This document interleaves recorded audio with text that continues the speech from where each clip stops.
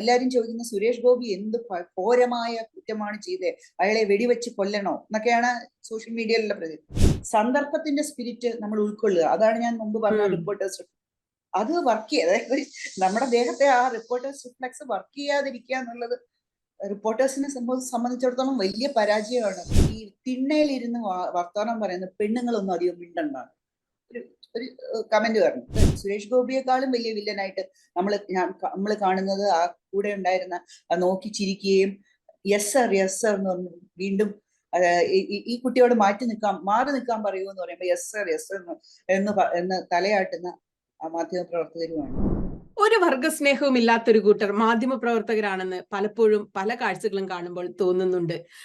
ഏറ്റവും ആദ്യം ആർക്കാണ് എക്സ്ക്ലൂസീവ് കിട്ടുന്നത്, ആരാണ് ആദ്യം വാർത്ത ബ്രേക്ക് ചെയ്യുന്നത് തുടങ്ങിയ കിടമത്സരങ്ങളൊക്കെ നിലനിൽക്കുന്ന കാലമായതിനാലാകാം എന്തു തന്നെ സംഭവിച്ചാലും, കൂട്ടത്തിൽ ഒരുത്തിന് എന്തെങ്കിലും അപകടം പിടഞ്ഞാലും മുതലാളി തെറി പറഞ്ഞാലും ഇനി അഥവാ ശമ്പളം കിട്ടിയില്ലെങ്കിൽ പോലും യെസ് സാർ എന്ന് പറഞ്ഞ് സെല്യൂട്ട് അടിച്ച് നിൽക്കാൻ അവർ ശീലിച്ചു കഴിഞ്ഞു. മാധ്യമ പ്രവർത്തകരെ മാപ്ര എന്നൊക്കെ വിളിക്കുന്നത് ശരിയാണോ, അതൊക്കെ പൊളിറ്റിക്കലി കറക്റ്റ് ആണോ, അധിക്ഷേപമല്ലേ എന്നൊക്കെ ഞാൻ മുൻ കാലഘട്ടങ്ങളിൽ ചിന്തിച്ചിരുന്നു. എന്നാൽ ഇക്കഴിഞ്ഞ ദിവസങ്ങളിൽ കാണുന്ന ചില കാഴ്ചകൾ കാണുമ്പോൾ ഇവരെ മാപ്ര എന്നതിൽ കുറഞ്ഞ് ഒന്നും വിളിക്കേണ്ടതില്ല എന്ന തോന്നലിലേക്ക് എത്തിച്ചേരുകയാണ്. വെറും മാപ്രകളല്ല, യെസ് സാർ മാപ്രകൾ. സുരേഷ് ഗോപിയുടെ തൊട്ടും പിടിച്ചുമുള്ള കളിയും യെസ് ആർ മാപ്രകളുടെ അതിനോടുള്ള പ്രതികരണവും ഒക്കെയാണ് കഴിഞ്ഞ 2 ദിവസമായിട്ട് മാധ്യമങ്ങളിൽ നിറഞ്ഞു നിൽക്കുന്നത്. നമുക്ക് ഇന്ന് ഈ വിഷയം ഒന്ന് സംസാരിക്കാം. ഇന്ന് നമ്മളുടെ അതിഥി മുതിർന്ന മാധ്യമ പ്രവർത്തക സരിത മോഹനൻ ബാമയാണ്. ആളാവാൻ വരരുത്. Do you want me to continue? Do you want me to continue? Ask her to move back. Ask her to move back. അതിന്റെയൊക്കെ അസുഖം ഇവർക്ക്. പ്രേക്ഷകർ സിനിമ ആസ്വദിക്കുന്നു. ഇത്തരത്തിൽ മാധ്യമ പ്രവർത്തകര് എന്തിനു വേണ്ടിയാണ് സുരേഷ് ഗോപിയുടെ പുറകെ, സുരേഷ് ഗോപി പോകുന്ന എല്ലാ സ്ഥലത്തും ഇങ്ങനെ മൈക്കുമായിട്ട് പിന്നാലെ പോകുന്നത്? അത്രയും വലിയൊരു വാർത്തയുടെ, കേരളത്തെ സംബന്ധിച്ചിടത്തോളം ഏറ്റവും വലിയൊരു വാർത്താ സോഴ്സ് ആണോ സുരേഷ് ഗോപി? എന്ത് വാർത്തയാണ് അദ്ദേഹത്തിന്റെ അടുത്ത് നിന്ന് ഇത്ര അധികം പിന്നാലെ നടന്ന് കിട്ടാനുള്ളത്? അപ്പൊ ഇന്നലെ അവര് അവസാനം ഇത് വിവാദമായപ്പോ അവര് എക്സ്പ്ലനേഷൻ ആയിട്ട് പറഞ്ഞത് തൃശ്ശൂർ അതിരൂപത സുരേഷ് ഗോപിനെ വിമർശിച്ചു, അപ്പൊ അതിന്റെ ഒരു റെസ്പോൺസ് കിട്ടുമെന്ന് അറിയാൻ പോയതാണെന്ന്. പക്ഷെ നമ്മൾ കണ്ട ആ വീഡിയോയിൽ എവിടെയും അവർ അങ്ങനെ ഒരു ചോദ്യം ചോദിക്കുന്നില്ലെന്ന് മാത്രമല്ല, ഗരുഡൻ സിനിമയെ കുറിച്ചുള്ള റെസ്പോൺസ് എന്താണെന്നുള്ള ഒരു ചോദ്യമാണ് മാധ്യമ പ്രവർത്തകർ ചോദിക്കുന്നത്. അത് കൃത്യമായ കാരണം അവര് തൃശ്ശൂർ അതിരൂപതയുടെ പ്രശ്നമല്ല അവർക്ക് ആവശ്യം എന്തെങ്കിലും. കാരണം നമുക്കറിയാം ഇപ്പൊ വളരെയധികം മാധ്യമ പ്രവർത്തനം വളരെ മത്സരാധിഷ്ഠിതമാണ്. ധാരാളം TV ചാനലുകളുണ്ട്, അല്ലാത്ത ചാനലുകളുണ്ട്, വാർത്താ വെബ്സൈറ്റ്സ് ഉണ്ട്. അപ്പോ ആ വിവാദങ്ങളിൽ കൂടെ മാത്രം ത്രൈവ് ചെയ്യുന്ന ഒരു കച്ചവടം തന്നെയായി മാറിയിരിക്കുന്നു വാർത്ത ഇപ്പോ. അല്ലാതെ വാർത്ത എന്താണെന്ന് പൊതുജനങ്ങളെ അറിയിക്കുക എന്നുള്ള മഹത്തായ ആദർശ ഉദ്ദേശമൊന്നും ഇല്ല.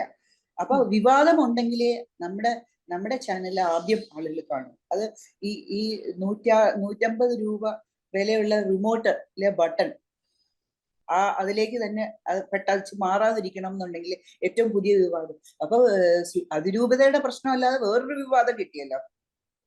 അപ്പൊ അതുകൊണ്ടാണ് ആ ചോദ്യം ചോദിക്കാതിരുന്നത്. സുരേഷ് ഗോപിയല്ല ഇമ്പോർട്ടൻറ്റ്. സുരേഷ് ഗോപിയെ ചുറ്റിപ്പറ്റിയ ഒരു വിവാദം ഉണ്ടാവുക എന്നുള്ളതാണ്.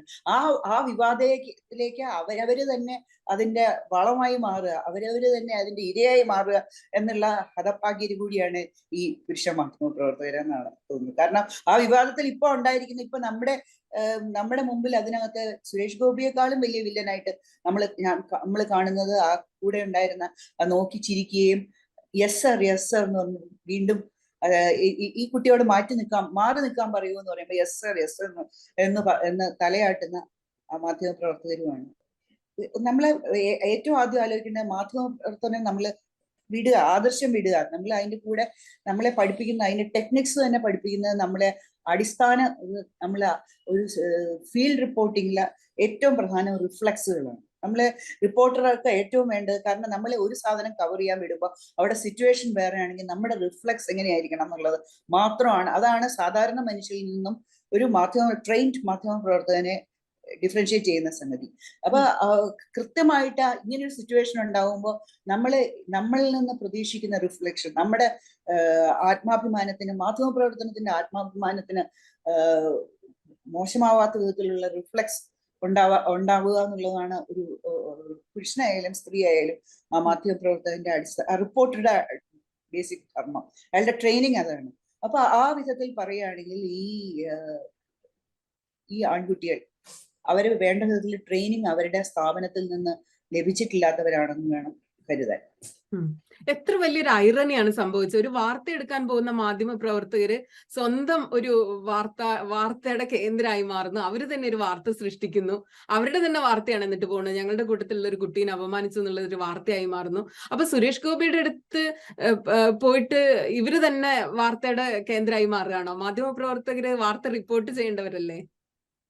അതെ, വാർത്തയുടെ കേന്ദ്രമായി മാറുക എന്ന് പറഞ്ഞാൽ വാർത്തയുടെ നായകരാവുകയല്ല, അതിലെ വില്ലൻ ഓഫ് ദ പീസ് ആണ് ആവുന്നത്. അതായത് നമ്മള് ഈ ഓൾമൈറ്റി എന്ന് പറഞ്ഞ ഇർവിംഗ് വാലൻസിന്റെ ഒരു നോവലുണ്ട്, അതിനെ അടിസ്ഥാനമാക്കി ന്യൂഡൽഹി എന്ന് പറഞ്ഞ പേരിൽ മലയാളത്തിൽ സിനിമ ഇറങ്ങിയിട്ടുണ്ട്, മമ്മൂട്ടി നായകനായിട്ട്. ആ സിനിമയില് വാർത്ത ക്രിയേറ്റ് ചെയ്യാണ്, കാരണം ഈ മത്സരത്തിന് വേണ്ടി വാർത്ത ക്രിയേറ്റ് ചെയ്യുകയാണ്. ആ വാർത്ത ക്രിയേറ്റ് ചെയ്യുന്നതിനേക്കാളും നികൃഷ്ടമാണ് ഒരു സിറ്റുവേഷനിൽ ഒരു സഹപ്രവർത്തകരായ ഒരാളെ അടിച്ചമർത്തുന്ന, ഒരാളെ സപ്പോർട്ട് ചെയ്യുന്ന വിധത്തില് ഒരു നിലപാടെടുക്കുന്നത്. അത് ശരിക്കും പറഞ്ഞാൽ സ്വന്തം നമ്മുടെ മാധ്യമപ്രവർത്തനത്തിന്റെ കടക്കെ തന്നെ കത്തിവെക്കുന്നത് പോലെയാണ്. ഇത് എപ്പോഴാണ് ഈ മാറ്റം ഉണ്ടായി തുടങ്ങിയത് എന്ന് ഓർക്കുന്നുണ്ട്. ഇപ്പൊ കഴിഞ്ഞ ദിവസം നമ്മൾ കുറച്ചു കാലം മുമ്പ് ഗവർണർ കുറച്ചു പേരുടെ ഇറങ്ങിപ്പോവാൻ പറഞ്ഞപ്പോഴും ഇതുപോലെ ഇറങ്ങിപ്പോവാൻ പറഞ്ഞവർ ഇറങ്ങിപ്പോവുക, അല്ലാത്തവർ അവിടെ പഞ്ചപുച്ച മടക്കി നിന്ന് വാർത്തയെടുക്കുന്നത് നമ്മൾ കണ്ടു. കുറെ കാലമായല്ലോ മാധ്യമരംഗത്ത് നിറഞ്ഞിരിക്കുന്നത്. അപ്പൊ എപ്പോ മുതലാണ് ഈ ഒരു മാറ്റം മാധ്യമ പ്രവർത്തകർക്ക് ഉണ്ടായത്? ഈ SR എന്നൊക്കെ പറയാൻ തുടങ്ങിയ ആ മാറ്റം? അല്ല, SR മാധ്യമപ്രവർത്തകർ എക്കാലവും ഉണ്ടായിരുന്നു. അതൊരു അക്കാര്യത്തിൽ ആകെയുള്ളൊരു വ്യത്യാസം എന്താണെന്ന് വെച്ചാൽ ഇപ്പൊ നമ്മൾ കാണുന്നു, പണ്ട് ഈ ചാനലുകളൊന്നും ഇല്ലാതിരുന്ന കാലത്തും പെട്ടി തൂക്കി നടക്കുകയും VIPസിന്റെ പെട്ടി തൂക്കി നടക്കുകയും അങ്ങനെ വാർത്ത ഉണ്ടാക്കിയും പടവുകൾ കയറുന്ന പത്രപ്രവർത്തകർ ധാരാളം ഉണ്ടായിരുന്നു. അതും മാത്രമല്ല, പൊതുവെ സ്ത്രീകൾ വരുമ്പോൾ ആ ഭാഗം, അതായത് SR മാത്രമല്ല, ഒരു നമ്മുടെ കൂട്ടത്തിൽ ഒരാളെ അപമാനിച്ചാൽ അവരെ നമ്മൾ സപ്പോർട്ട് ചെയ്യണം എന്നുള്ള ആ വിധത്തിലുള്ള വർഗബോധം അത്രയ്ക്ക് ശക്തമായിട്ടൊന്നും മാധ്യമപ്രവർത്തകർക്ക് ഒരു കാര്യത്തും ഉണ്ടായിരുന്നില്ല. എനിക്കൊരു ഉദാഹരണം ഓർമ്മയുള്ളത്, എന്റെ വിശ്വാസം സുനിതയും ആ പത്രസമ്മേളനത്തിൽ ഉണ്ടായിരുന്നു. ഒരു PDP നേതാവിന്റെ പത്രസമ്മേളനമായിരുന്നു കേസരി ബിൽഡിങ്ങിൽ. അത് നടന്നുകൊണ്ടിരിക്കുമ്പോ ഞാൻ എന്തോ ഒരു ചോദ്യം ചോദിച്ചു. അധികവും പുരുഷന്മാരായിരുന്നു. അപ്പൊ ചോദ്യം ചോദിച്ചപ്പോ അയാള് ആ നേതാവ് പറഞ്ഞു, ഈ തിണ്ണയിലിരുന്ന് വർത്തമാനം പറയുന്ന പെണ്ണുങ്ങളൊന്നും അധികം മിണ്ടണ്ടാണ്. ഒരു കമന്റ് പറഞ്ഞു. ഒരു ഇതുമില്ലാതെ ഒരു മനുഷ്യരും അവിടെ ഉണ്ടായിരുന്ന ഫുള്ളായിരുന്നു, ഒരു മനുഷ്യര് വളരെ പ്രമുഖരായ മാധ്യമപ്രവർത്തകരൊക്കെ അവിടെ ഇരിക്കുന്നുണ്ടായിരുന്നു, വൈറ്റ് കോളർ മാധ്യമപ്രവർത്തകരൊക്കെ ഇരിക്കും. ആരും ഒന്നും മിണ്ടിയില്ല. ഞാൻ എഴുന്നേറ്റ് നിന്നിട്ട് ഞാൻ പറഞ്ഞു, അത് പ്രതിഷേധിക്കുന്നു, നിങ്ങൾ പറഞ്ഞത് ഇപ്പൊ പിൻവലിക്കണം എന്ന് പറഞ്ഞു. ബാക്കിയുള്ളവര് ചെയ്യുമെന്ന് എനിക്ക് അറിഞ്ഞൂടാ, ഞാനിപ്പോ ഇവിടുന്ന് ഇറങ്ങി പോവുകയാണ്. നിർത്തണം എന്ന് പറയാൻ മാത്രമുള്ള അംഗബലവും എനിക്കില്ല, പക്ഷെ ഞാൻ ഇറങ്ങി പോവുകയാണ്.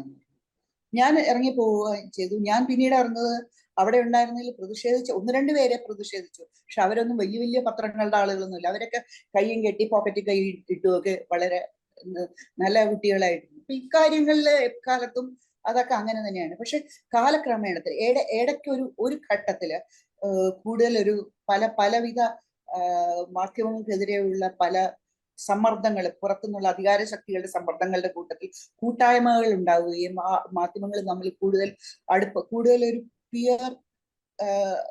പിയർ ഫീലിംഗ് ആളുകൾക്ക് കൂടുതൽ ഉണ്ടായ സമയത്ത് ഒരു ഘട്ടത്തിൽ കൂടുതൽ ഇത്തരം കാര്യങ്ങളിൽ കൂടുതൽ ആളുകള് പരസ്പരം സപ്പോർട്ട് ചെയ്തിരുന്നു. ഒരു വർഗബോധം ഉണ്ടാവുക എന്നൊക്കെയുള്ള വിധത്തിലൊന്നും നമുക്ക് മാധ്യമപ്രവർത്തകരെ പ്രതീക്ഷിക്കാൻ സാധിക്കില്ല. നമ്മൾ ആ വിധത്തിൽ പറഞ്ഞാൽ ആ ജോലി, ആ പ്രൊഫഷന്റെ പ്രത്യേകത, നമ്മൾ പരസ്പരം കമ്പീറ്റ് ചെയ്യുന്നവരല്ലേ. കമ്പീറ്റ് ചെയ്യുന്നവരും ചില കാര്യങ്ങളിൽ നമ്മൾ കൂടുതൽ കോപ്പറേറ്റ് ചെയ്യും. അപ്പൊ ഒരു വൈരുദ്ധ്യമാണത്. സഹകരിക്കുകയും എന്നാൽ മത്സരിക്കുകയും ചെയ്യുന്ന ഒരു പ്രത്യേകതരം ബന്ധമാണ് മാധ്യമപ്രവർത്തകർ തമ്മിലുള്ളത്. അപ്പൊ ആ വിധത്തില് ഓരോ മാധ്യമപ്രവർത്തകനും ഒറ്റപ്പെട്ട ആളുകളാണ്.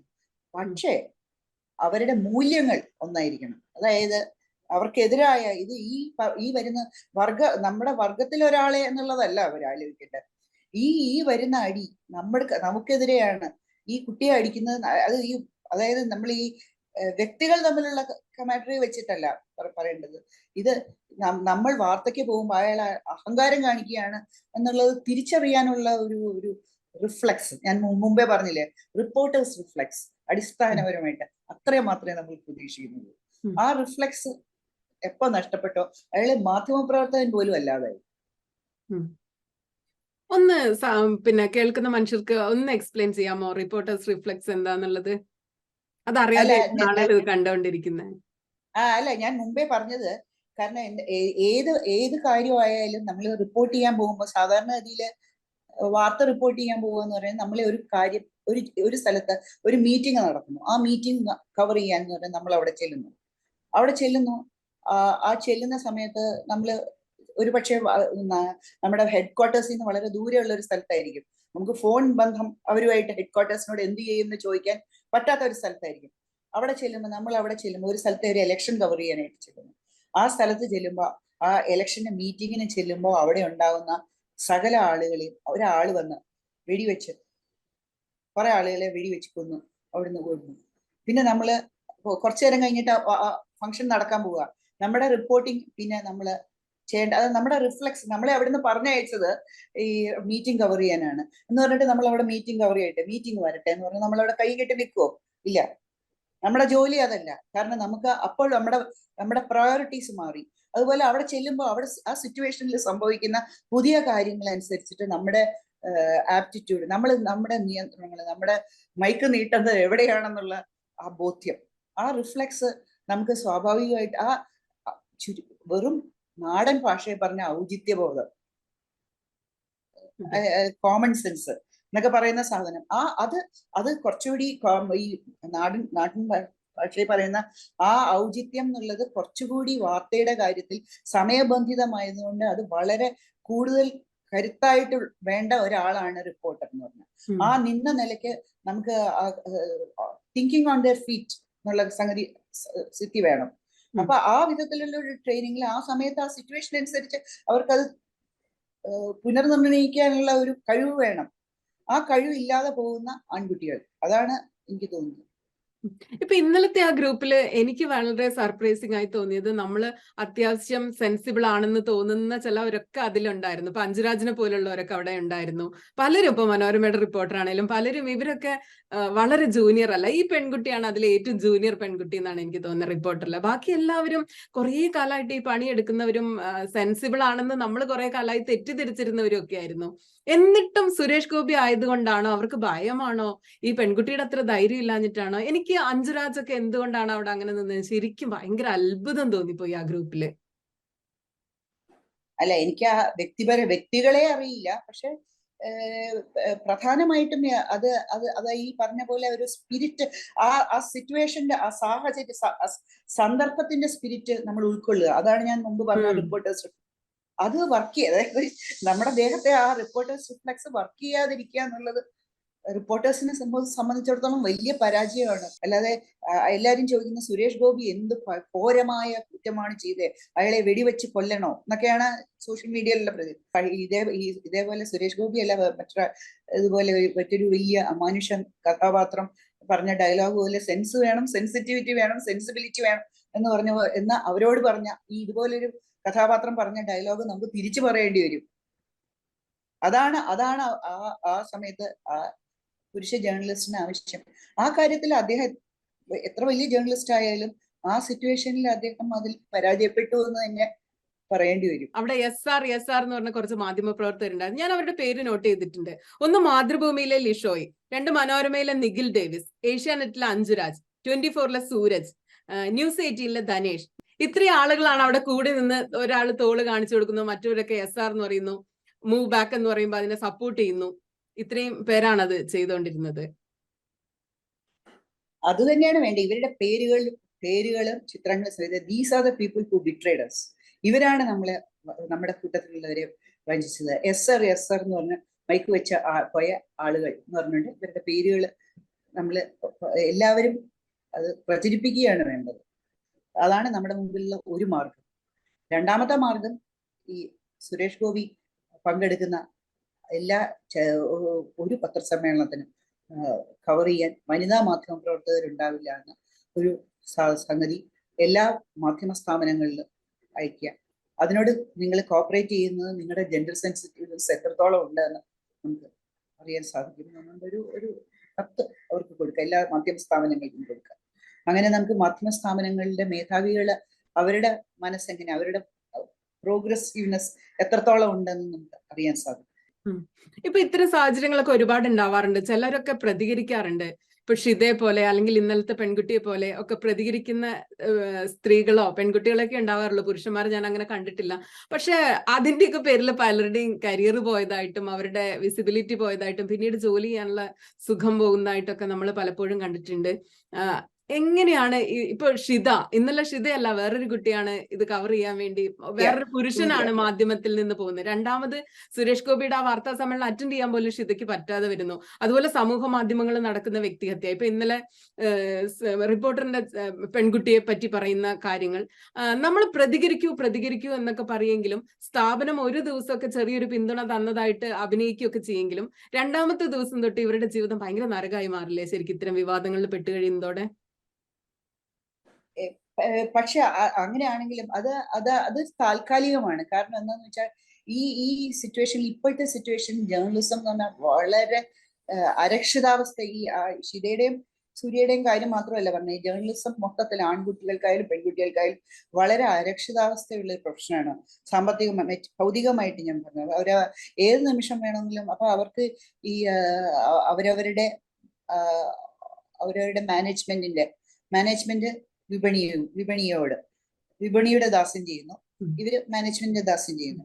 അപ്പൊ അങ്ങനെ ആ ദാസ്യം വളരെയധികം ചെയ്യാതെ അവർക്ക് നിന്ന് പഴയ്ക്കാൻ പറ്റില്ല. അപ്പൊ ആ വിധത്തിൽ ഞാൻ അതീതയാണ്, നമ്മൾ അതിനപ്പുറത്തേക്ക് വാർത്തകൾ അവരവരുടെ വാർത്തകളുടെ വൈശിഷ്ട്യം കൊണ്ട്, അവരവരുടെ പ്രൊഫഷണൽ വൈശിഷ്ട്യം കൊണ്ട് ഒരു എസ്റ്റാബ്ലിഷ് ചെയ്ത് കഴിഞ്ഞാൽ, ഈ നമ്മള് ചില സാറ്റലൈറ്റ് ഇതൊക്കെ വിക്ഷേപിക്കുമ്പോൾ പറയില്ലേ എസ്കേപ്പ് വെലോസിറ്റി എന്ന്, ഒരു പർട്ടിക്കുലർ പോയിന്റ് കഴിഞ്ഞാൽ പിന്നെ അത് തന്നെ പൊക്കോളും തന്നെ. അതുപോലെ ആ എസ്കേപ്പ് വെലോസിറ്റി അച്ചീവ് ചെയ്യുന്ന വിധത്തിലുള്ള പ്രൊഫഷണൽ ആയിട്ടുള്ള സ്വയം തെളിയിക്കാൻ ശ്രമിക്കുക മാത്രമേ അതിനകത്ത് മാർഗമുള്ളൂ. അങ്ങനെ ചെയ്തു കഴിഞ്ഞാലാവട്ടെ അവരെ പിന്നെ ആ വിധത്തിലൊന്നും തൊടാൻ പറ്റില്ല.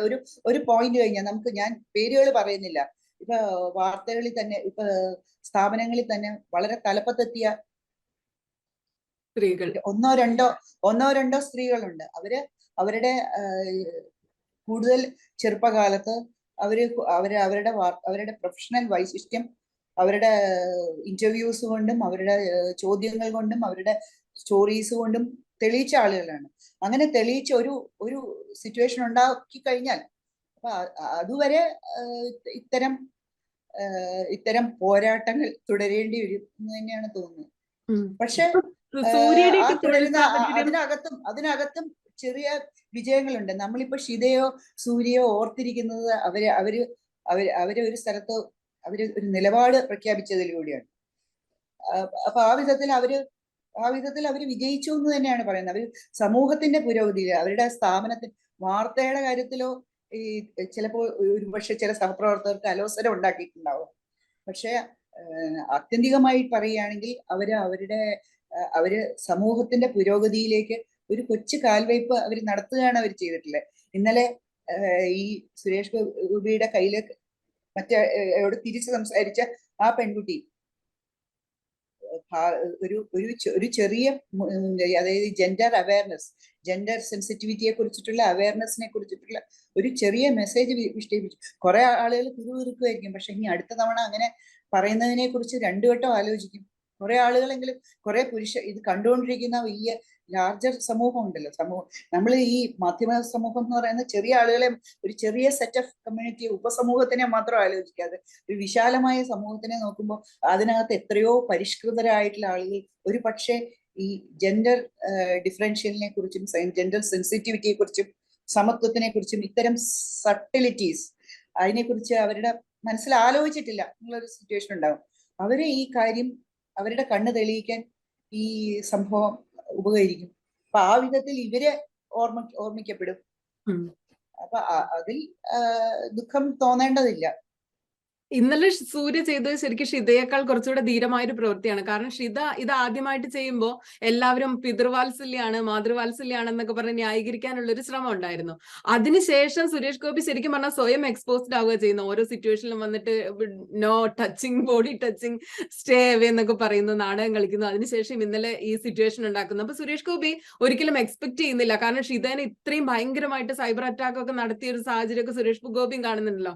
അപ്പൊ വേറൊരു പെൺകുട്ടി അവിടെ ശബ്ദമുയർത്തും, ഒരേ ഒരു പെൺകുട്ടിയേ ഉള്ളൂ. അതുകൊണ്ട് അത് ശരിക്കും പ്രതീക്ഷിച്ചിട്ടില്ല. അപ്പൊ ഇന്നലെ എനിക്ക് സൂര്യ ചെയ്തത് ഷിതേനെക്കാളും വലിയ പ്രവൃത്തിയായിട്ട് തോന്നി. കാരണം ഇതൊക്കെ കണ്ടിട്ടും സൂര്യ വീണ്ടും റെസ്പോണ്ട് ചെയ്യാൻ തയ്യാറായി. അവിടെ ഉള്ളവരൊക്കെ മിണ്ടാതിരിക്കുന്നു പറഞ്ഞിട്ട് മാധ്യമപ്രവർത്തകർ ബാക്കിയുള്ള എല്ലാവരും മൈക്കും കൊണ്ട് പോയിട്ടും. അപ്പൊ സൂര്യ ശരിക്കും പറഞ്ഞാൽ ഒരു ഷിത തുടങ്ങി വെച്ച കാര്യത്തിന് സൂര്യ നല്ലൊരു കണ്ടിന്യൂവേഷൻ ആണ് കൊടുത്തത്. ഇത് തുടരാൻ ഒരു 5 പെൺകുട്ടികൾ ഉണ്ടെങ്കിൽ ഇത് വലിയൊരു മൂവ്മെന്റ് ആയി തന്നെ മാറും. അതെ, തീർച്ചയായിട്ടും. പക്ഷെ ഒരു കാര്യമുണ്ട്, എനിക്ക് ഈ നമ്മൾ എല്ലാ പീരങ്കികളും സുരേഷ് ഗോപിക്കെതിരെ തിരിച്ചു വെക്കുന്നതിൽ എനിക്ക് വലിയ അഭിപ്രായമില്ല. കാരണം സുരേഷ് ഗോപി ഒരു പ്രതീകം മാത്രമാണ്. സുരേഷ് ഗോപി ഒരു പക്ഷേ ഒരു പാവം പ്രതീകം കൂടിയാണ്. കാരണം എന്താന്ന് വെച്ചാൽ അദ്ദേഹം കുറച്ചുകൂടി ബുദ്ധിമാനായിരുന്നെങ്കിൽ അദ്ദേഹം തിരിച്ചറിഞ്ഞേനെ ഈ വരുന്ന ഉണ്ടാവുന്ന ഈ ബാക്ക്ലാഷിനെ കുറിച്ച് അദ്ദേഹത്തിന് കാണാൻ അദ്ദേഹത്തിന് കണ്ണില്ലാതെ പോയി എന്ന് പറയാം. പക്ഷെ ഈ മട്ടിൽ ഇതേപോലെ പെരുമാറുന്ന അനേകം രാഷ്ട്രീയ നേതാക്കളുണ്ട്, പിന്നെ ഈ സാംസ്കാരിക നേതാക്കളുണ്ട്. ഇത് മുഴുവൻ ടിവിയുടെ മുമ്പിൽ അല്ലാതെ നമ്മുടെ പല ആളുകളും അവരുടെ ഓഫീസിൽ, അവരുടെ പ്രവർത്തന മേഖലകളില്, പല സ്ഥലങ്ങളില്, പണിശാലകളില് മേസ്തിരിമാര്, ഇത്ര അനേകം ആളുകൾ ഈ വിധത്തിൽ പെരുമാറിക്കൊണ്ടിരിക്കുന്നുണ്ട്. അപ്പൊ അവരുടെ എല്ലാം ഒരു മൂർത്തമായ ഒരു സിമ്പിളായിട്ട് ഇതൊരു പർട്ടിക്കുലർ സിറ്റുവേഷൻ ഓൺ ക്യാമറ അത് നമ്മുടെ മുമ്പിലേക്ക് കാണിച്ചു തന്നു. അല്ലാതെ എല്ലാരും ചോദിക്കുന്ന സുരേഷ് ഗോപി എന്ത് ഘോരമായ കുറ്റമാണ് ചെയ്തത്, അയാളെ വെടിവെച്ച് കൊല്ലണോ എന്നൊക്കെയാണ് സോഷ്യൽ മീഡിയയിലുള്ള പ്രതി. അങ്ങനെയല്ല പറയുന്നത്. അദ്ദേഹം, നിങ്ങളെല്ലാവരും അനേകം പുരുഷന്മാർ ചെയ്തുകൊണ്ടിരുന്ന ചില തെറ്റുകൾ, അറിഞ്ഞോ അറിയാതെയോ ചെയ്തിരുന്ന ചില തെറ്റുകൾ അദ്ദേഹം അത് വളരെ ബൃഹത്തായി നമ്മുടെ മുമ്പിൽ ഫ്രെയിം ചെയ്തു വെച്ച പോലെ കാണിച്ചു. അത് അദ്ദേഹം വീണ്ടും ആവർത്തിക്കുന്നു. അപ്പൊ അത് ചെയ്യുമ്പോൾ നമുക്കത് തിരുത്താനുള്ള ഒരു അവസരം തന്നെയാണ്. അപ്പൊ ആ വിധത്തിൽ സുരേഷ് ഗോപിയോട് നമ്മൾ ഒരു വിധത്തിൽ നന്ദിയുള്ളവരായിരിക്കണം. കാരണം നിങ്ങൾ ചെയ്യുന്നത് എന്താണെന്ന് ഇദ്ദേഹം ഒരു കണ്ണാടി കൂടി നമുക്ക് കാണിച്ചു തരുന്നു, വലിയ കണ്ണാടി കൂടി. അതെ, സുരേഷ് ഗോപി എന്ന് പറഞ്ഞ മനുഷ്യനൊരു സാമൂഹ്യ മാറ്റത്തിന് അറിഞ്ഞോ അറിയാതെയോ കാരണമാവുകയാണ് അല്ലെ, ഒരു തരത്തിൽ നോക്കുമ്പോ. അതെ, അദ്ദേഹം അതിന് ഇരയാവുന്നത് അദ്ദേഹം അറിയുന്നില്ല. അദ്ദേഹം വില്ലനാണോ ഇരയാണോ ഈ സംഭവത്തിലെ? അതെ, അദ്ദേഹത്തിന്റെ തന്നെ ഒരു സിനിമ ഉണ്ടെന്ന് തോന്നുന്നു, സുന്ദര വില്ലൻ എന്ന് പറഞ്ഞൊരു സിനിമ ഉണ്ടെന്ന് തോന്നുന്നു. അപ്പൊ അദ്ദേഹം അറിഞ്ഞുകൊണ്ടോ അറിയാതെയോ എന്തായാലും ഇതിനകത്തൊരു വില്ലനാണ്. അതേസമയം സാമൂഹ്യ മാറ്റത്തിന് കാരണമാവുകയാണ് എന്ന് വേണമെങ്കിൽ പറയാം. അത് മുമ്പോട്ടുള്ള ഇനിയുള്ള ആളുകൾക്കെങ്കിലും അത് കണ്ട് ഇതുപോലെ ഒരു വിദൂഷക വേഷം ആയി മാറാതിരിക്കാൻ പല പുരുഷ കേസരിമാരും ഇത് ഒരു ഉദാഹരണമായിട്ട് എടുക്കും, മാതൃകയായിട്ട് എടുക്കും എന്നാണ് നമുക്ക് ആഗ്രഹിക്കാവുന്നത്. അതെ, മാധ്യമ സ്ഥാപനങ്ങള് വലിയ വ്യവസായ കേന്ദ്രങ്ങളാണ്. ഇപ്പോൾ പല ആളുകളും അതിൽ മുതൽ മുടക്കുന്നു, അവർക്ക് ലാഭം വേണം. പക്ഷേ സ്ഥാപനങ്ങളുടെ എണ്ണം കൂടി, പരസ്പരമുള്ള മത്സരമൊക്കെ കൂടി, എങ്കിലും വാർത്തകളൊക്കെ വേണം. ഇതെല്ലാം കൂടെ ബാലൻസ് ചെയ്ത് ഈ മാപ്ര ചീത്തവിളിയൊക്കെ കേൾക്കാതെ എങ്ങനെയാണ് ഇന്നത്തെ കാലത്ത് മാധ്യമ പ്രവർത്തനം നടത്താൻ പറ്റുക? മാപ്ര ചീത്തവിളി അങ്ങ് ആക്സെപ്റ്റ് ചെയ്ത മാധ്യമ പ്രവർത്തകർ എന്നുള്ളതിന്റെ അബ്രീവിയേഷൻ അല്ലേ ഉള്ളൂ. അതൊരു ചീത്ത വാക്കായിട്ട് നമ്മൾ കരുതാതിരുന്നാൽ മതി. മാപ്ര എന്നുള്ളത് തിരിച്ച് സാമൂഹ്യ പ്രവർത്തകർ എന്ന് പറയുന്ന സാപ്ര, അങ്ങനെയൊക്കെ നമ്മൾ വിചാരിച്ചാൽ മതി.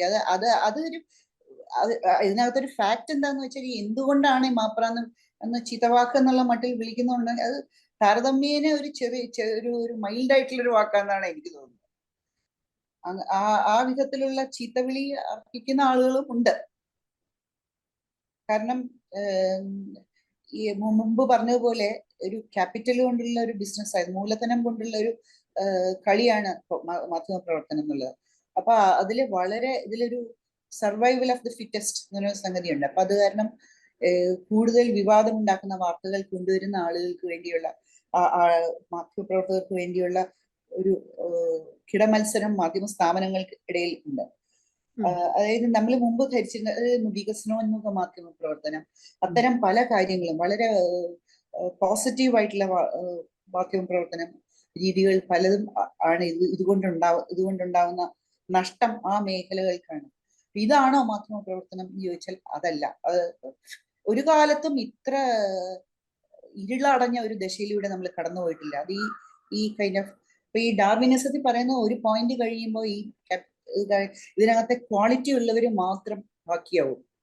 അപ്പൊ ആ ക്വാളിറ്റി നമ്മള് മാധ്യമ സ്ഥാപനങ്ങൾ എന്ത് വിചാരിച്ചാലും ഓരോ വ്യക്തി എന്ന നിലയിൽ ഓരോ മാധ്യമ പ്രവർത്തകനും അല്ലെങ്കിൽ മാധ്യമ പ്രവർത്തകയും തങ്ങളുടെ റോൾ എന്താണ് എന്നുള്ളതിനെ പറ്റി വളരെ ഉറപ്പോടെ ഓരോ ചുവടും തങ്ങളുടെ കരിയർ എന്നുള്ളത് വേറെ, തൊഴിൽ എന്താണ്, ഞാൻ ചെയ്യുന്ന വാർത്ത എന്തായിരിക്കും, എന്റെ ചുറ്റും ഞാൻ ഉണ്ടാക്കുന്ന കോർപ്പസ് വാർത്തകളുടെ ഒരു ബോഡി ഉണ്ടല്ലോ, വാർത്തകളുടെ ബോഡി അത് എന്തായി ക്വാളിറ്റി ഉള്ളതായിരിക്കും എന്നൊരു തീരുമാനം എടുക്കുകയാണെങ്കിൽ ആ വിധത്തിൽ സ്വയം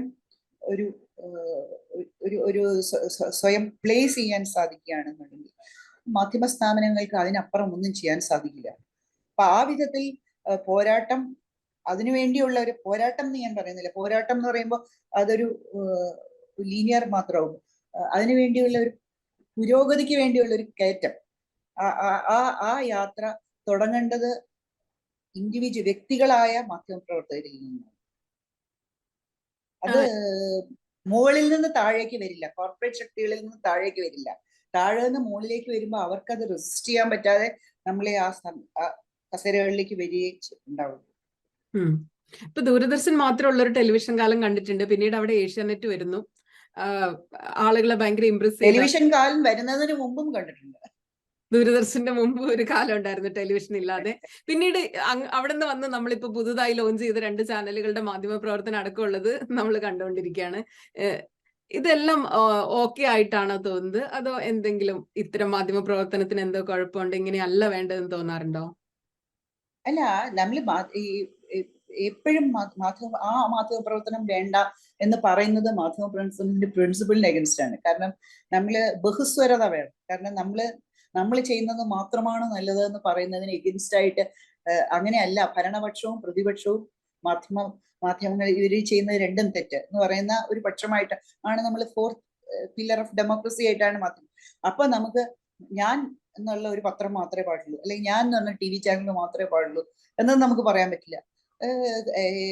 മാവോ സിതുങ് പറഞ്ഞ പോലെ ലെറ്റ് 100 flowers bloom, 100 പുഷ്പങ്ങൾ വിരിയട്ടെ, പരമാവധി ആവാം. പക്ഷേ അതിനകത്താണ് ഈ ഡാർവിനിസം വർക്ക് ചെയ്യുന്നത്. അതായത് കുറെ കഴിയുമ്പോൾ അതിൽ നമ്മുടെ ശ്രേഷ്ഠമായ വാർത്തകൾക്ക്, അതായത് കൂടുതൽ ജനോപകാരപ്രദമായ വാർത്തകൾ, കൂടുതൽ തെറ്റുകൾ ചൂണ്ടിക്കാട്ടുന്ന വാർത്തകൾ, അത്തരം വാർത്തകൾ അതിന്റെ സത്ത ആളുകൾക്ക് നമുക്ക് എൻഗേജിങ് ആയിട്ടുള്ള കണ്ടന്റ്, എൻഗേജിങ് ആയിരിക്കണം, അല്ലാതെ വളരെ ഉണക്കിയായിട്ടല്ല, എൻഗേജിങ് ആയിട്ടുള്ള കണ്ടന്റ്, അതേസമയം പ്രയോജനപ്രദമായിട്ടുള്ള കണ്ടന്റ്, ഗുണപരമായ കണ്ടന്റ് നമ്മൾ കൊടുത്തുകൊണ്ടിരുന്നാൽ അത്തരം ആൾക്കാർ മാത്രം, അത്തരം ചാനലുകൾ മാത്രം നിലനിൽക്കും. ഒരു പോയിന്റ് കഴിഞ്ഞാൽ എക്കാലവും ഇപ്പൊ ദൂരദർശൻ ശരിക്കുള്ള വാർത്തകളായിരിക്കും, പക്ഷെ അവര് വളരെ ഒട്ടും എൻഗേജിങ് അല്ല. എൻഗേജിങ് ആയിട്ടുള്ള കണ്ടന്റും കൊടുക്കണം, അതേസമയം തീർച്ചയായിട്ടും നമ്മൾ കൊടുക്കേണ്ട വാർത്തകൾ മാത്രമേ കൊടുക്കുള്ളൂ, അധിഷ്ഠിതമായി നിൽക്കുള്ളൂ എന്നുള്ളൊരു നിലപാട് പ്രഖ്യാപിച്ച് ഒരു സൽപ്പേരും കൂടി ഉണ്ടാക്കിയാൽ എന്താണ് കുഴപ്പം? ഇതിപ്പോ സൽപ്പേര് ഇല്ലെങ്കിൽ ഇപ്പൊ പല ചാനലുകളും ചിന്തിക്കുന്നത് കൂട്ടത്തിൽ ഒരു സ്റ്റേജ് ഡിസ്കഷൻസ്, സ്റ്റേജ് ചെയ്ത ഡിസ്കഷൻ, ഞാൻ ഈ വശം ഒരാൾ അച്ചിപക്ഷം, ഒരാൾ കുഞ്ചിപക്ഷം, ഒരാൾ പക്ഷെ അവര് തമ്മിൽ വഴക്ക് കൂടുന്നത്. പണ്ട് ചക്രത്തി പോരാട്ടം എന്ന് പറഞ്ഞുകൊണ്ട് ഒരു നാട്ടുപ്രയോഗമുണ്ട്. അതായത് ഈ തേങ്ങ ആട്ടുന്ന മില്ലിനകത്ത് ആളുകള് നമ്മൾ മില്ല് പൊഴിക്കാനായിട്ട് കൊടുക്കുമ്പോൾ ആ വശത്ത് നിന്ന് ഇവര് രണ്ടുപേരും, ഭാര്യയും ഭർത്താവും കൂടിയാണ് ഈ മില്ല് നടത്തുന്നത്, അവരെ ഈ തേങ്ങ എടുത്ത് മറ്റേയാളുടെ നേരെ എറിയുന്നു. ആ എറിയുന്ന സാധനം അതിനകത്തുകൂടെ ഈ അവര് വെളിച്ചെണ്ണ നമ്മുടെ കയ്യിൽ നിന്നുള്ള വെളിച്ചെണ്ണ എടുത്ത് മാറ്റി വയ്ക്കുന്നു. അതായത് ഇവര് അകത്ത് തമ്മിൽ വഴക്കൂടും. അതുപോലെ ഈ സ്റ്റേജ് ചെയ്ത വഴക്ക് അതെന്തിനാണ്? At the cost of the viewer. പ്രേക്ഷകനാണ് അതിനകത്ത് വിട്ടിയായി മാറുന്നത്. അത്തരത്തിലുള്ള കളികൾ ആണ് ഇപ്പൊ കളിക്കുന്നത്. അതൊന്നും അധികം കാലം നിൽക്കില്ല, അതൊന്നും ഒട്ടും നിൽക്കില്ല.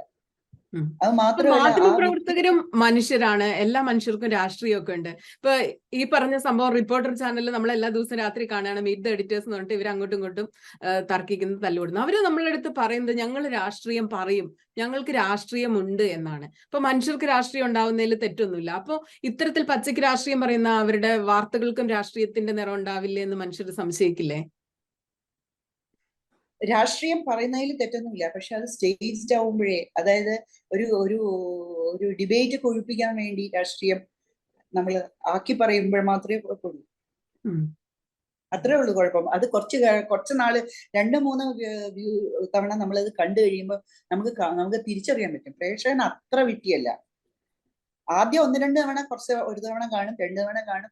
അതിന്റെ എന്റർടൈൻമെന്റ് വാല്യൂ, അതിലെ പ്രധാനപ്പെട്ട 2-3 ആളുകൾ നമ്മള് നല്ല വലിയ മാന്യരായ മനുഷ്യരെ, നല്ല മനുഷ്യരെന്ന് വിചാരിച്ചിരുന്നവർ വളരെ മോശമായ ലെവലിൽ പരസ്പരം ഇടിക്കുന്നത് കാണുമ്പോൾ നമ്മള് വഴിയിൽ കണ്ടു നിൽക്കുന്ന ചന്തയിലൊക്കെ ആളുകൾ ഒരു അടിപിടി കണ്ടുകൊണ്ട് നിൽക്കുന്ന പോലെയുള്ള സന്തോഷത്തിൽ ആദ്യം 1-2 തവണ കണ്ടുവന്നിരിക്കും. പക്ഷെ ആ 2-3 കണ്ട ആളുകൾ ഒരു അഡിക്റ്റീവായിട്ട് പിന്നെയും അത് കാണാനായിട്ട് അവരുടെ സമയം കളയാനായിട്ട് വരില്ല.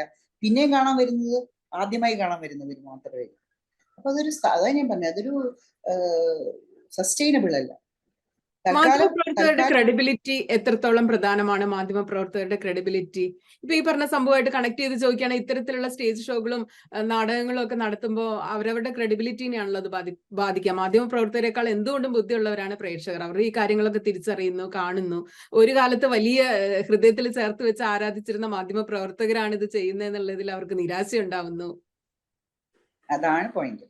ക്രെഡിബിലിറ്റി മാത്രമാണ് കാര്യം. ക്രെഡിബിലിറ്റി എന്ന് പറഞ്ഞാല് നമ്മളൊരു ഒരു ബാഗിൽ നിറച്ച്, ഒരു ബൈബിളിൽ പറഞ്ഞിട്ടുണ്ട്, ഒരു ബാഗ് നിറച്ച് പഞ്ഞി അല്ലെങ്കിൽ ബാഗ് നിറച്ച് തൂവലുകൾ നമ്മളൊരു മലമുകളിൽ കൊണ്ടുവന്നിട്ട് അത് തുറക്കുമ്പോൾ അത് മുഴുവൻ പറന്നു പോകുന്നു. അതുപോലെയാണ് ക്രെഡിബിലിറ്റി പോയി കഴിഞ്ഞാൽ പിന്നെ മാധ്യമപ്രവർത്തകരൊന്നുമല്ല. തിരിച്ചു വരവ് പോലും അസാധ്യമാണ്. അത് വളരെ കഷ്ടമാണ്, വളരെ കഷ്ടമാണ്. വളരെയധികം നമ്മള് പ്രതീക്ഷ അർപ്പിച്ച ചില മാധ്യമ പ്രവർത്തകര് ഈ കുന്നഞ്ചേരിയിൽ കൂടെ താഴേക്ക് വീണു പോകുന്നത് കാണുന്നത് വളരെ കഷ്ടമാണ്. ഇത്തരത്തിലുള്ള പെൺകുട്ടികളിൽ പക്ഷെ പ്രതീക്ഷ തോന്നുന്നുണ്ടോ? സൂര്യയെ പോലെ അല്ലെങ്കിൽ ഷിതയെ പോലെ? തീർച്ചയായിട്ടും അവർക്കും പ്രതീക്ഷയുണ്ട്. പക്ഷെ അവർക്ക് വേണ്ടത്ര സമൂഹത്തിൽ നിന്ന്, മാധ്യമ സമൂഹത്തിൽ നിന്ന് വേണം എന്നും പൊതുസമൂഹത്തിൽ നിന്ന് വളരെ കനത്ത പിന്തുണ ലഭിക്കണം. അതിനുവേണ്ടിയുള്ള, വാസ്തവം പറഞ്ഞാൽ അതിനുവേണ്ടി ഈ മാധ്യമ സ്ഥാപനങ്ങളും മാധ്യമ സംഘടനകളും അവർക്ക് സ്വീകരണ യോഗങ്ങൾ നടത്തണം. അവരെ ആ കാര്യത്തിൽ അവർക്കൊരു കോൺഫിഡൻസ് കൊടുക്കുന്ന എന്തെല്ലാം കാര്യങ്ങൾ ചെയ്യാമോ ആ കാര്യങ്ങളെല്ലാം ചെയ്യണം. അങ്ങനെ ചെയ്താൽ മാത്രമേ കൂടുതൽ പെൺകുട്ടികൾ മാത്രമല്ല, പെൺകുട്ടികളും ഈ പ്രശ്നം മുഴുവൻ ഈ പെൺകുട്ടികൾ മാത്രം അവരുടെ സ്വാതന്ത്ര്യബോധത്തിനെ കുറിച്ചും ഈ ജെൻഡർ സെൻസിറ്റിവിറ്റിയെ കുറിച്ച് അവെയർ ആവുന്നു. ഈ പറയുന്ന ക്ലാസ്സുകളും ജെൻഡർ സെൻസിറ്റിവിറ്റിയെ കുറിച്ചിട്ടുള്ള പഠന ക്ലാസ്സുകളും ഒക്കെ കൊടുക്കേണ്ടത്, വനിതാ കമ്മീഷൻ കൊടുക്കേണ്ടത് ആൺകുട്ടികൾക്കാണ്. ആൺകുട്ടികളെ നമ്മൾ പറയില്ല അമ്മമാർ, പെൺകുട്ടികളെ അല്ല നന്നായിട്ട്, ആൺകുട്ടികളെ ആണ് നന്നായിട്ട് വളർത്തുക. ആൺകുട്ടികളെ നന്നായിട്ട് വളർത്തി പെൺകുട്ടികളെ ബഹുമാനിക്കാൻ, പരസ്പര ബഹുമാനം കാണിക്കാനുമാണ് വളർത്തുന്നത്. അതുപോലെ അവരുടെ വളർത്തു ദൂഷ്യമാണ് ഈ മാധ്യമ പ്രവർത്തകരുടെ വളർത്തു ദൂഷ്യം. അവരുടെ വീട്ടിലെ വളർത്തു ദൂഷ്യമാണ്, അവരുടെ സ്ഥാപനങ്ങളിൽ നിന്ന് കൊടുത്ത ട്രെയിനിങ്, അതും ഒരു വളർത്തൽ ആണല്ലോ. അത് വളർത്തു ദൂഷ്യം മാത്രമാണ്, സ്ഥാപനം കൊടുത്ത ഒരു വളർത്തു ദൂഷ്യമാണ്. സ്ഥാപനത്തിന്റെ മുകളിൽ തട്ടിലുള്ളവർ കൊടുത്ത സിഗ്നലുകൾ അനുസരിച്ച് അവര് പൊതുവെ, നേരത്തെ സുനിത പറഞ്ഞ പോലെ, അവർ വളരെ സെൻസിബിൾ ആണെന്ന് നമ്മൾ വിചാരിക്കുന്ന ആളുകളായിരിക്കും. പക്ഷെ അവർക്ക് മുകൾ തട്ടിൽ നിന്ന്, അവരുടെ സ്ഥാപനത്തിലെ ഇതിന്റെ ഉടമകളിൽ നിന്ന് കിട്ടുന്ന സിഗ്നലുകൾ അവർ അബോധപൂർവമായിട്ട് അവർ സ്വീകരിച്ച് അതനുസരിച്ച് അവർ ആ സമയത്ത് അവരുടെ റിഫ്ലക്സസ് അങ്ങനെ ആയി മാറുന്നതാണ്. ഏറ്റവും പ്രധാനം തെറ്റ് തിരിച്ചറിയാൻ, ഒരു സിറ്റുവേഷനിലേക്ക് ചെന്ന് വീഴുമ്പോൾ അതിലെ ശരി ഏത് തെറ്റേതെന്ന് തിരിച്ചറിയാനുള്ള റിപ്പോർട്ടേഴ്സ് റിഫ്ലക്സ് അത് ഉണ്ടാവണം. ഇന്നലെ ഈ സുരേഷ് ഗോപിയുടെ ഈ വിഷയങ്ങളും അതിനോട് മാധ്യമ പ്രവർത്തകർ പ്രതികരിക്കുന്ന രീതി, യെസ് സാർ എന്ന് വളരെ അനുസരണയോടുകൂടി പറയുന്നത്, ask her to move back എന്നൊക്കെ പറയുമ്പോൾ ഉള്ള കാര്യങ്ങളോടൊക്കെയുള്ള മാധ്യമ പ്രവർത്തകരുടെ ഒരു പ്രതികരണം കണ്ടപ്പോ എന്ത് തോന്നിയത് ശരിക്ക്? നമ്മളിത് ഒരു ലാർജർ കോണ്ടെക്സ്റ്റിൽ നോക്കുകയാണെങ്കിൽ, വലിയ ലാർജർ ഒരു ടൈം കോൺസെപ്റ്റിൽ നോക്കുകയാണെങ്കിൽ, വർഷങ്ങളായിട്ട് ഇവിടെ സംഭവിച്ചുകൊണ്ടിരുന്നത് ഇതൊക്കെ തന്നെയാണ്. ഇതിനു മുമ്പുള്ള ആളുകളൊന്നും സുരേഷ് ഗോപികളല്ലായിരുന്നു എന്ന് നമുക്ക് പറയാൻ പറ്റില്ല. പൊതുവെ പുതിയ ജനറേഷനിൽ ഒരു ജെൻഡർ അവയർനെസ് വളരെയധികം കൂടിയതുകൊണ്ട് സ്ത്രീ മാധ്യമ പ്രവർത്തകർ കൂടി അവരുടെ ആത്മാഭിമാനം അവർക്ക് അസേർട്ട് ചെയ്യാനുള്ള ഒരു ശക്തി, ഒരു മാസ്, ഒരു ക്രിട്ടിക്കൽ മാസ് ഉണ്ടായി വന്നു എന്നുള്ളത് കൊണ്ടാണ് അത് അസേർട്ട് ചെയ്യുന്നതും. അപ്പൊ അതുവരെ അനുഭവിച്ചിരുന്ന ആ ഒരു പ്രിവിലേജ് ഉണ്ട്. അത് സുരേഷ് ഗോപി ആയാലും സുരേഷ് ഗോപിയുടെ തോളിൽ തൊട്ടുന്ന സുഖം അനുഭവിക്കുന്ന പുരുഷ മാധ്യമ പ്രവർത്തകരായാലും അതുവരെ ഉണ്ടായിരുന്ന ആ ഒരു പ്രിവിലേജ്, ഇവരെ കൊച്ചാക്കുക എന്നുള്ള കൈൻഡ് ഓഫ് പ്രിവിലേജ്, ആ പ്രിവിലേജ് പോയത് അവരതനുസരിച്ച് വളരുന്നില്ല. അതാണ് അതിന്റെ പ്രശ്നം. അതായത് ഒരു സമൂഹത്തിൽ ഇപ്പോൾ ഒരു അസിമെട്രി ഉണ്ടായിക്കൊണ്ടിരിക്കുന്നുണ്ട്. മാധ്യമ പ്രവർത്തനത്തിലല്ല, പൊതുവെ എല്ലായിടത്തും. വളരെ കാലമായിട്ട് ഇങ്ങനെ നോർത്തേൺ കേരളയിൽ നോക്കിക്കഴിഞ്ഞാൽ നമുക്ക് കാണാം, ഈ റിപ്രസ്ഡ് ആയിരുന്ന വിഭാഗങ്ങളില്, മതവിഭാഗങ്ങളില് പലവരും പെൺകുട്ടികള് പഠിത്തം കഴിഞ്ഞ് പഠിച്ച് പ്രൊഫഷണൽസ് ആയോ, അവർക്ക് പഠിച്ചാലല്ലാതെ ഒരു രക്ഷയില്ല എന്നുള്ളതൊക്കെ മനസ്സിലായി പോകുമ്പോൾ ആൺകുട്ടികള് അവര് എവിടെയെങ്കിലും പോവോ അല്ലെങ്കിൽ രാഷ്ട്രീയ പാർട്ടികൾക്ക് വിടുപണി ചെയ്തോ കഴിയാമെന്നുള്ള വിചാരത്തിൽ കഴിയുന്നത്. അപ്പൊ ഇത് തമ്മിലുണ്ടാകുന്ന ഒരു social asymmetry, quality of people രണ്ട് തരത്തിൽ, രണ്ട് ജെൻഡറിൽ വളരെയധികം വ്യത്യാസം വരുന്നുണ്ട്. അതിന്റെ ഒരു അസേർഷൻ, അതായത് ഒരു വിഭാഗം ജെൻഡറിൽ ഒരു വിഭാഗം കൂടുതൽ സിവിലൈസ്ഡ് ആണെന്നുള്ള വാക്ക് ഞാൻ ഉപയോഗിച്ചാൽ ചിലപ്പോൾ അത് പ്രതിഷേധം ഉണ്ടാവും. പക്ഷെ ഫാക്ട് അതാണ്. അതായത് കൂടുതൽ സംസ്കാരം നമുക്കും ഈ പ്രോഗ്രസിന്റെ പങ്ക് നമുക്കും അവകാശപ്പെട്ടതാണെന്നുള്ളൊരു ബോധ്യം സ്ത്രീകൾക്ക് വന്നു തുടങ്ങി. അത് ഉൾക്കൊള്ളാൻ മാത്രം ഒരു വലിപ്പം അവര് മറ്റവർക്ക് ആയിട്ടില്ല എന്നുള്ളതാണ് എനിക്ക് തോന്നുന്നത്. അതാണ് അതിന്റെ ഒരു അടിത്തട്ടിലെ കാരണം. ഇത് ഇങ്ങനെ ഉണ്ടായിരിക്കുന്നിടത്തോളം കാലം എല്ലാ തവണയും ഇങ്ങനെ ഇത്തരത്തിലുള്ള ആളുകൾ, അത് കുറേശ്ശെ ബോധ്യമാവുന്ന ചില ആണുങ്ങളുണ്ട്. അത് നമ്മള് രാഷ്ട്രീയവും ഈ എസ്പെഷ്യലി ഈ പബ്ലിക് ഫിഗേഴ്സ് അവരുടെ പെരുമാറ്റം നമ്മൾ ശ്രദ്ധിക്കുകയാണെങ്കിൽ, ഒരു തവണ ഈ ജെൻഡർ അവയർനെസ്സിന് അവരെ ആളുകള് കോൾ ടു ലൈറ്റ്, എല്ലാവരും ഇവർക്ക് ജെൻഡർ അവയർനെസ് പോരാന്ന് പറയുമ്പോൾ അതിൽ മോശമാണ് എന്ന് തോന്നാൻ, അയ്യോ എനിക്കതില്ലേ എന്ന് തോന്നാൻ അതിനൊരു ഗ്രേസ് വേണം. അതായത് എനിക്കും ജെൻഡർ അവയർനെസ് വേണം എന്ന് തോന്നാൻ അതിനൊരിത്തിരി സംസ്കാരം, എനിക്ക് അങ്ങനെ ആവണം എന്നുള്ള ആഗ്രഹം വേണം. അങ്ങനെ ആഗ്രഹം ഉണ്ടായി അതിലേക്ക് വളർന്ന പബ്ലിക് ഫിഗേഴ്സിനെ എനിക്കിപ്പോ ഓർമ്മ വരുന്നു. ഈ ശരിയാവാൻ സാധ്യതയുണ്ട്. കാരണം ഷിതയുടെ തോളില് കൈ വെക്കുമ്പോ ഷിതയ്ക്ക് അറിയാം ആ കൈയെ എടുത്തു മാറ്റേണ്ടതാണ്, ഞാൻ ഇവിടെ ഒരു തൊഴിൽ ചെയ്യാന്നുള്ള നല്ല ബോധ്യമുണ്ട്. അതേസമയം ഇന്നലെ ഒരു മനോരമയുടെ ലേഖകന്റെ തോളിൽ കൈ വെച്ചിട്ട് ഓക്കെ അല്ലേന്ന് ചോദിക്കുമ്പോൾ പുള്ളി അത് ആസ്വദിക്കുകയാണ് ചെയ്യുന്നത്. അത് മാത്രമല്ല, കൂട്ടത്തിലുള്ള ഒരു പെൺകുട്ടിയെ ആക്ഷേപിക്കാൻ വേണ്ടിയാണ് ഇത് എന്ന് അറിഞ്ഞിട്ടും ആ ഷോൾഡറിൽ ആ കൈ വെച്ചുകൊണ്ട് ഇത്രയും നേരം അത് നിൽക്കുകയാണ് ചെയ്യുന്നത്. അപ്പൊ ഈ പറഞ്ഞ പോലെ ജെൻഡറിലുള്ള ഒരു വ്യത്യാസം അതിൽ ശരിക്കും ഉണ്ട് അല്ലേ? ജെൻഡറിലുള്ള വ്യത്യാസം ഉണ്ട്. അത് ഞാൻ പറയുന്നതെന്ന് വെച്ചാൽ മാധ്യമപ്രവർത്തകരിൽ മാത്രമല്ല, പബ്ലിക് ഫിഗേഴ്സിലും. ഇപ്പൊ ഞാനൊരു ഉദാഹരണം പറഞ്ഞാൽ, എനിക്ക് തോന്നിയത് ഒരു എക്സാമ്പിള് മറ്റു രാഷ്ട്രീയ പാർട്ടികളിലും കാണും, പക്ഷെ ഞാൻ ഒബ്സർവ് ചെയ്ത ശ്രദ്ധിച്ച ഒരാള് ഈ വിജയരാഘവൻ ആണ്. വിജയരാഘവൻ മാർക്സിസ്റ്റ് പാർട്ടിയിലുള്ള വിജയരാഘവൻ. നിങ്ങൾക്ക് ഓർമ്മയുണ്ടാവും, മുമ്പ് കോൺഗ്രസ് ഒരു കാൻഡിഡേറ്റിനെ, MP കാൻഡിഡേറ്റ് ആയിട്ടുള്ള ഒരു സ്ത്രീയെ അപമാനിക്കുന്നതിൽ വെറും പാട്ടും നിർത്തുന്ന വിധത്തിൽ സംസാരിച്ചതിന് പുള്ളിയെ വളരെയധികം ട്രോൾ ചെയ്യും ഒക്കെ ചെയ്യും. അങ്ങനെ പുള്ളിയെ ഒന്ന് പുട്ട് ഡൗൺ ചെയ്തു. അപ്പൊ ആ സമയത്ത് അതിനുശേഷം ഐ വാസ് ഒബ്സർവിങ്. അപ്പൊ ഇദ്ദേഹം അദ്ദേഹത്തിനൊരു പിന്നീടുണ്ടായ പല പ്രതികരണങ്ങളും, ഒരുപക്ഷെ അദ്ദേഹത്തിന്റെ ഭാര്യ കൂടുതൽ സ്ത്രീ പക്ഷ പ്രവർത്തകയും കൂടിയായ മന്ത്രി കൂടി ആയതുകൊണ്ടായിരിക്കാം. എന്തായാലും അത്തരം ചില ആളുകൾ അത് ഉൾക്കൊണ്ട് അദ്ദേഹം വളരെ പിന്നീടുള്ള അദ്ദേഹത്തിന്റെ ബിഹേവിയറിൽ വളരെയധികം വ്യത്യാസം വന്നു. ഇതേപോലെ പക്ഷെ PC ജോർജിൽ ആ വ്യത്യാസം വന്നിട്ടില്ല. അങ്ങനെ വ്യത്യാസം വരുന്നവരുണ്ട്. അപ്പൊ ചില ആളുകള് ഇതനുസരിച്ച് വളരാൻ വ്യത്യാസം വരും, വ്യക്തികളിൽ വ്യത്യാസം വരും. ജെൻഡറിൽ പ്രധാനമായിട്ടും ഞാൻ കാണുന്ന വലിയൊരു കാഴ്ച അത് മാധ്യമപ്രവർത്തകരിൽ മാത്രമല്ല എല്ലാ വിഭാഗങ്ങളിലും അത് ബാധകമാണ്. മാധ്യമപ്രവർത്തകര് സംസ്കാരത്തിന്റെ ദീപശിഖ മുമ്പോട്ട് നയിക്കുന്ന ആളുകൾ ആണെന്നാണല്ലോ നമ്മൾ വിചാരിക്കുന്നത്. ആ ആഗ്രഹം കാരണമാണല്ലോ നമ്മൾ ഈ പ്രൊഫഷനിലേക്ക് വന്നത്. അത്തരം ആളുകളിൽ ഈ വിധത്തിലുള്ള ഒരു വൈരുദ്ധ്യം ഉണ്ടാകുന്നത് വളരെ ലജ്ജാവഹമാണ് എന്നേ പറയാനുള്ളൂ. അതെ, സുരേഷ് ഗോപി അത് എന്തോ തിരുത്തുന്നത് അപമാനകരമായി തോന്നുന്നതുകൊണ്ടാണല്ലോ വീണ്ടും അത് റിപ്പീറ്റ് ചെയ്യുന്നത്. PC ജോർജും അതുപോലെ അത് റിപ്പീറ്റ് ചെയ്യുന്നുണ്ട്. വിജയരാഘവനെ പോലെ അത് ഉൾക്കൊണ്ട് ഭയങ്കര നല്ലതായിട്ട് മുന്നോട്ട് പോയ ആളുകളും ഉണ്ട്. ശരിയാണ് പറഞ്ഞ എക്സാമ്പിള്. വളരെ കുറച്ച് മാധ്യമ പ്രവർത്തകരെ സ്ത്രീകളെ തലപ്പത്തൊക്കെ ഇരിക്കുന്നുള്ളൂ. ഇപ്പൊ സ്മൃതി പരുത്തിക്കാട് അല്ലെങ്കിൽ സിന്ധു സൂര്യകുമാർ, വളരെ അപൂർവം പേരാണ് തലപ്പത്തൊക്കെ എത്തിയിട്ടുള്ളത്. കുറെ കാലമായിട്ട് കുറെ പെൺകുട്ടികളെ കാണുന്നുണ്ടാവില്ല. അവര് പലരും പല ഘട്ടത്തിൽ കൊഴിഞ്ഞു പോവുകയും ചെയ്യുന്നുണ്ട്. എത്ര കഷ്ടപ്പാടാണ് ഒരു സ്ത്രീക്ക് ജേർണലിസ്റ്റായി ജോലി ചെയ്യാൻ. സ്വന്തമായിട്ട് എങ്ങനെ ജോലി ചെയ്ത സുഖമായിട്ടാണ്? വീട്ടിൽ അതിനുള്ള സാഹചര്യം ഉണ്ടായിരുന്നു? അത് ഭയങ്കര സ്ട്രഗിൾ എടുത്താണോ ജേർണലിസ്റ്റ് ആയിട്ട് ജോലി? സ്ട്രഗിളുകൾ ധാരാളം ഉണ്ടായിരുന്നു പല സ്ഥലങ്ങളിൽ. ഞാൻ ജോലി ചെയ്ത സ്ഥാപനങ്ങളിലെല്ലാം ആദ്യം സ്റ്റേറ്റ്സ്മാനിൽ ജോലി ചെയ്തു, കൽക്കട്ടയില്. അപ്പൊ ആ സമയത്ത് ഈ പറഞ്ഞ ആറ്റിറ്റ്യൂഡിൽ ഒരു പ്രൊട്ടക്ടിവിസ്റ്റ്, അതായത് നമ്മളെ ചില നല്ല സോഫ്റ്റ് ബീറ്റ്സിന് മാത്രം അയക്കുക, നല്ല ഹാർഡ് ബീറ്റ്സിനൊന്നും അയക്കാതിരിക്കുക, കാരണം നമുക്ക് എന്തെങ്കിലും പറ്റുമോ എന്നുള്ള സംശയം.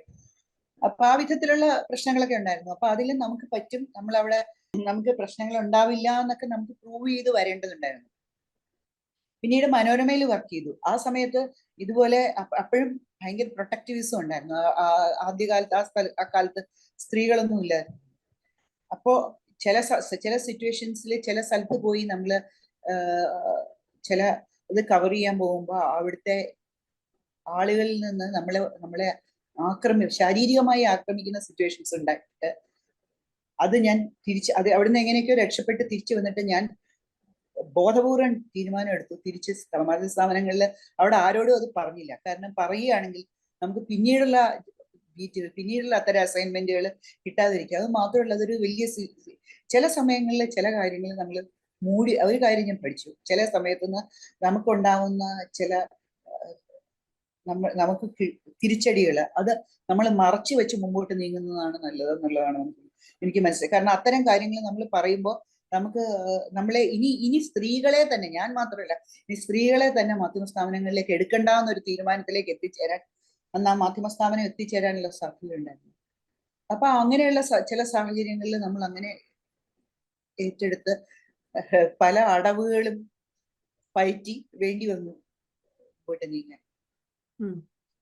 എന്തുകൊണ്ടാണ് തലപ്പത്തേക്കൊന്നും സ്ത്രീകൾ എത്താത്തത്? ഇപ്പൊ ഫസ്റ്റ് ഏത് ബാച്ച് എടുത്താലും അതിൽ ആൺകുട്ടികളും പെൺകുട്ടികളും ഏകദേശം ഈക്വൽ ആയിട്ട് വരാറുണ്ട്. പക്ഷെ പോകെ അതാ പറഞ്ഞ സിന്ധു സൂര്യകുമാറിനും സ്മൃതി എന്നുള്ള രണ്ടുപേരല്ലേ നമുക്ക് പറയാൻ ആകെ ഉള്ളൂ ഇപ്പൊ ബാക്കി. അല്ല, അത് വ്യക്തികളുടെ ചോയ്സും കൂടി വരണം. കാരണം എന്താന്ന് വെച്ചാൽ അതായത് ചിലപ്പോൾ വളരെയധികം സാമർത്ഥ്യം കാണിച്ചിട്ടുള്ള അനേകം സ്ത്രീ പത്രപ്രവർത്തകരെ ഞാൻ കണ്ടിട്ടുണ്ട്. അവര് ഒരു പോയിന്റ് കഴിയുമ്പോൾ ഈ ചില ഇത്തരം പ്രശ്നങ്ങൾ ഉണ്ടായിക്കൊണ്ടിരിക്കും. നമുക്ക് ഈ സുരേഷ് ഗോപിയെ പോലെയുള്ള അങ്ങനത്തെ ഇതല്ലെങ്കിലും സ്ഥാപനങ്ങളിൽ നല്ല ബീറ്റുകൾക്ക് നമ്മളെ വിടാതിരിക്കുക, പ്രത്യേകിച്ച് ഒരു രാഷ്ട്രീയം പോലെയുള്ള ബീറ്റുകൾക്ക് നമ്മളെ വിടാതിരിക്കുക. നമ്മൾ ആ സമയത്ത് അല്ലെങ്കിൽ വെറുതെ, അതായത് ആ സ്ഥലത്ത് ക്രഷ് വേണോ അങ്ങനത്തെ ഒക്കെ തീരുമാനിക്കുക, അങ്ങനത്തെ കാര്യങ്ങൾ മാത്രം ഉള്ള ജോലികൾ. അപ്പൊ അത്തരം പ്രശ്നങ്ങളിൽ ഒതുക്കപ്പെടുന്നതിൽ വളരെയധികം വൈമുഖ്യത്തോടുകൂടി വളരെ സമർത്ഥകളായിട്ടുള്ള മാധ്യമപ്രവർത്തകര് രംഗം വിട്ടു പോകുന്ന സിറ്റുവേഷൻ നമ്മൾ കണ്ടിട്ടുണ്ട്. ആ സമയത്ത് നമ്മൾ ചില സാഹചര്യങ്ങളിൽ ചില ബീറ്റുകൾ പിടിച്ചു വാങ്ങി ചില സന്ദർഭങ്ങളിലേക്ക് നമുക്ക് സാധിക്കുന്ന നമ്മൾ പ്രൂവ് ചെയ്ത് നമ്മൾ വളരെ ക്ഷമയും വളരെയധികം ഒരു രസമുള്ള ജോലിയല്ല ആ സമയങ്ങളിലൊന്നും. അത് നമ്മള് ഒരു പുഷ്പപാതയാണെന്നൊന്നും നമ്മൾ പറയുന്നില്ല. അപ്പൊ ആ സമയത്ത് നമുക്ക് അതിലും എളുപ്പം നമുക്ക് പറ്റുന്ന വേറെ സ്ഥലത്ത് ജേർണലിസം പഠിപ്പിക്കാൻ പോവാമല്ലോ. അപ്പൊ കഴിഞ്ഞ ദിവസം ഗീത അറുമുദൻ എന്ന് പറഞ്ഞാൽ നമുക്കൊക്കെ മുമ്പ് 70s കേരളത്തിൽ വർക്ക് ചെയ്ത ഒരു കന്നഡിക പത്രപ്രവർത്തകയുണ്ട്. അവര് പറയുന്നുണ്ടായിരുന്നു, അവർ ആ കാലത്ത് ഇവിടെ ക്ലാസ് എടുക്കാൻ, കാര്യവട്ടത്ത് ജേർണലിസത്തിന് ക്ലാസ് എടുക്കാൻ വരുമ്പോൾ ധാരാളം വനിതാ പത്രപ്രവർത്തകരുണ്ടായിരുന്നു. അപ്പൊ അവരോടൊക്കെ ചോദിക്കുമ്പോൾ അവര് ജേർണലിസത്തിന് പോകുന്നില്ലേ, ഇത് കഴിഞ്ഞ് പോകുന്നില്ലേ എന്ന് ചോദിക്കുമ്പോൾ സങ്കടം തോന്നും. കാരണം അവർ പറയും ജേർണലിസം സ്കൂളുകളിൽ പഠിപ്പിക്കാൻ പോവാം, ജേർണലിസത്തിന് പോവാമെന്ന് ആരും പറയുന്നില്ല. കാരണം എന്താന്ന് വെച്ചാൽ നമ്മൾ അവിടെ ചെല്ലുമ്പോൾ ഈ അംഗത്തിന് ഇറങ്ങിയാൽ നമുക്ക് മുറിവുകൾ പറ്റും. നമ്മൾ ആ മുറിവുകൾ ഏൽക്കാൻ തയ്യാറാവണം. ആ മുറിവുകൾ തുടച്ചു നീക്കി നമ്മൾ മുമ്പോട്ട് കയറാൻ നമ്മൾ തയ്യാറാവണം. അങ്ങനെ തയ്യാറല്ലാതെ ഇവർക്ക് ശക്തി കുറവോ ഇവർക്ക് അറിവ് കുറവോ ഒന്നും ഉള്ളത് കൊണ്ടല്ല. നമുക്ക് ആ മാനസികമായി തളർന്ന അല്ലെങ്കിൽ അതിനേക്കാളും നല്ല ഓപ്പർച്യൂണിറ്റി കിട്ടി, അത് മതി. എന്തിനീ ഒരു മീഡിയോക്കർ ആയിട്ടുള്ള ആളുകളുടെ കൂടെ നമ്മൾ അംഗം വെട്ടി ജീവിക്കുന്നു? അതും ഒരു കാഴ്ചപ്പാടാണ്. സംഘടനകളൊക്കെ എത്രത്തോളം ശക്തമാണ് ഇപ്പൊ KUWJ അല്ലെങ്കിൽ വിമൻ ഇൻ മീഡിയ പത്രപ്രവർത്തകർക്കിടെ ഇടയിൽ പ്രവർത്തിക്കുന്ന സംഘടനകൾ ഇത്തരം കാര്യങ്ങളിലൊക്കെ എഫക്റ്റീവായിട്ട് ഇടപെടുന്നുണ്ടോ? KUWJക്ക് ചില പരിമിതികളുണ്ട്. ഗുണങ്ങള് അത് അടിസ്ഥാനപരമായിട്ടും ഒരു പത്രപ്രവർത്തകരുടെ വേണ്ടിയുള്ള സംഘടന തന്നെയാണ്. അവർക്ക് വേണ്ടിയുള്ള വെൽഫെയർ സ്ഥാപനങ്ങളൊക്കെ ചാനലൈസ് ചെയ്യാനായിട്ട്, അതായത് ജോലിയിൽ നിന്ന് വിരമിച്ച പല പത്രസ്ഥാപനങ്ങളിലും അവർക്ക് പെൻഷനും ഒന്നുമില്ല. അപ്പൊ അവർക്ക് വേണ്ടി പാർട്ടിസിപ്പേറ്ററി പെൻഷൻ എന്നുള്ള അവര് തന്നെ പൈസ ഒരു സ്ഥലത്തേക്ക് ഇട്ടിട്ട് അതിൽ നിന്ന് ഒരു ഓഹരി, ഒരു തുള്ളി സർക്കാരിൽ നിന്ന് അത് ചാനലൈസ് ചെയ്യാനുള്ള ഒരു മാർഗം. പിന്നെ അതുപോലെ ഹെൽത്ത് ഇൻഷുറൻസിന് അതിനൊക്കെയുള്ളൊരു മാർഗം. അടിസ്ഥാനപരമായിട്ട് ഒരു വെൽഫെയർ സംഘടനയായിട്ടാണ് അതിപ്പോൾ പ്രവർത്തിക്കുന്നത്. കാരണം ഇത്തരം കാര്യങ്ങളിൽ പ്രതികരിക്കാനായിട്ട് അവരുടെ ഈ പറഞ്ഞ പോലെ, ഞാൻ മുമ്പേ പറഞ്ഞ പോലെ സാരമായ വർഗബോധമുള്ള ഒരു സംഘടനയല്ല. അപ്പൊ അതിനെ ബാധിക്കും കുറെയൊക്കെ. ചില സിറ്റുവേഷൻസിൽ ഇവര് ചിലപ്പോൾ വരുമായിരിക്കും. പക്ഷെ അതൊരു സസ്റ്റൈനബിൾ ആയിട്ട് അങ്ങനെ KUWJക്ക് സാധിക്കുന്നുണ്ടെന്ന് എനിക്ക് തോന്നുന്നില്ല. മാത്രമല്ല ചില സമയത്ത് ചില ഘട്ടങ്ങളിൽ ഈ സംഘടനകളുടെ തലപ്പത്ത് മാധ്യമ സ്ഥാപനങ്ങളിൽ അപ്പോൾ അധികാരത്തിലുള്ള രാഷ്ട്രീയ പാർട്ടിയുടെ പത്രത്തിന്റെ ആളായിരിക്കും അവിടെ ഇരിക്കുന്നത്. അപ്പൊ അവർക്ക് പ്രതിഷേധിക്കുന്നതിന് പരിമിതികൾ ഉണ്ടാവും. ഇത്തരം കാര്യങ്ങൾ, ഇത്തരം രാഷ്ട്രീയം അതിനെ നല്ലപോലെ ബാധിക്കുന്നു. പക്ഷേ NWMJ, നേരത്തെ പറഞ്ഞ NWMI എന്ന് പറഞ്ഞ network of women in media India, അത് ഒരു സംഘടനയല്ല. ആക്ച്വലി അതൊരു സംഘടനയല്ല, നെറ്റ്വർക്ക് മാത്രമാണ്. അതിനൊരു എന്താ കോർപ്പസ് ഇല്ല, ആരും എലക്റ്റഡ് മെമ്പേഴ്സോ അങ്ങനെ ഒന്നുമില്ല, ഒരു തലവനോ തലൈവിയോ ഒന്നുമില്ല. അതൊരു ഒരു ഗ്രൂപ്പിംഗ് മാത്രമാണ്. പക്ഷെ അതേസമയം ഇവിടെ അങ്ങനെ വളരെ ഇൻഫോർമൽ ആയിട്ടുള്ള ഒരു ഇമെയിൽ ഗ്രൂപ്പ് ആണെങ്കിൽ പോലും ഇവര് വർഷത്തിലൊരിക്കൽ തമ്മിൽ മീറ്റ് ചെയ്യുകയും പിന്നെ ഓരോ സ്ഥലത്ത് ഈ സ്ത്രീ പത്രപ്രവർത്തകർക്കുള്ള പ്രശ്നത്തിലും അവര് നാഷണലി അവരിൽ നിന്ന് അവര് സപ്പോർട്ട് ചെയ്യുകയും തമിഴ്നാട്ടില് വൈരമുത്തുവിനെതിരെ വൈരമുത്തു എന്ന് പറഞ്ഞ ഗാനരചയിതാവ്, അദ്ദേഹം ഒരു പെൺകുട്ടിയെ സെക്ഷൽ അറ്റാക്ക് ഉണ്ടായി. അപ്പൊ അതിനെ ബോയ്ക്കോട്ട്, അത് കേസ് നടക്കുന്നതിന്റെ കാര്യം, പല സ്ഥലങ്ങളിലും കേസ് നടക്കുന്ന കാര്യങ്ങളിൽ ഇവര് പൈസ പിരിച്ചിട്ട് വക്കീലിനെ വെക്കാൻ വരിക. അതൊന്നും KUWJന് ആ വിധത്തിലുള്ള സപ്പോർട്ടൊന്നുമില്ല. ആ വിധത്തില് വളരെ സ്ട്രോങ് ആയിട്ടുള്ള സിസ്റ്റർഹുഡ്, അതിനെ അങ്ങനെയാണ് അത് കാണുന്നത്. അപ്പൊ ആ വിധത്തിലുള്ള ഒരു സപ്പോർട്ട് ഉണ്ട്. പക്ഷെ ഓരോ കാര്യത്തിലും അതിന്റെ പരിമിതി എന്താന്ന് വെച്ചാല്, ഇപ്പൊ ഇവിടെ കേരളത്തിൽ ഒരു സംഭവം നടക്കുകയാണെങ്കിൽ, എന്താ ഇന്ന് രാവിലെ സംഭവം നടന്നു, വൈകുന്നേരമായിട്ട് എന്താ അത് പ്രതികരിച്ചില്ലേന്ന് ചോദിച്ചാൽ, അത് കാരണം എന്താണെന്ന് വെച്ചാൽ ഇത് നമ്മൾ അറിയിച്ചിട്ട് അതിന്റെ നിയമാവലി അനുസരിച്ചിട്ട് ഒരു മണിക്കൂർ സമയത്തിനുള്ളിൽ ബാക്കിയുള്ള സ്ഥലങ്ങളിൽ നിന്നുള്ള ആളുകൾ എല്ലാവരും നമ്മുടെ സ്റ്റേറ്റ്മെന്റിനോട് അനുകൂലിക്കുകയും അതിനൊരു പ്രോസസ് ഉണ്ട്.